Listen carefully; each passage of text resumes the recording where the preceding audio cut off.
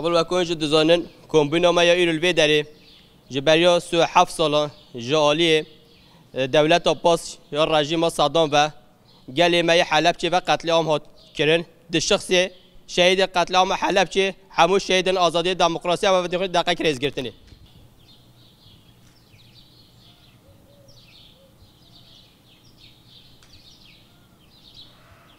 شهید رونایی ریامنه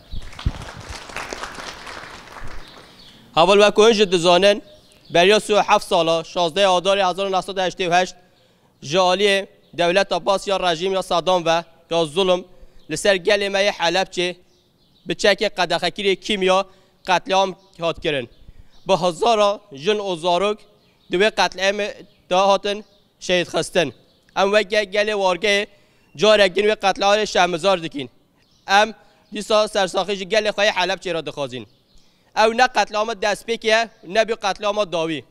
و که گل کرد بساطا قتل عام را هم درباز بون و که قتل عام درسم زیلان یا آموده یا قامشلو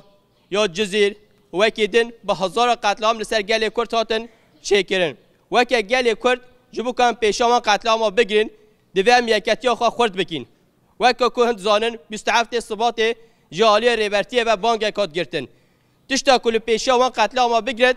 لدردور و بانگ خودی درکتنه دست ریبرتی خورد کرنه جبو که اگر که هم دست ریبرتی خواه خورد نکین اما بدیسا به قتل عام هیچ دجوار را در باز ببین و که هم نهاد ببینین گل مای علوی روشاوای کردستان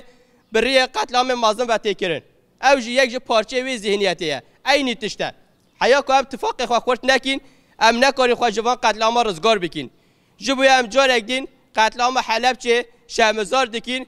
ام سوز دیدین که تکوشین خواه بلندتر بکین لدردور بانگ ریبرتی آزادی ریبرتی و کردستان دا آزاد جان بکین ام جار دین دیبیجین شهید نامرن بیجی ریبراب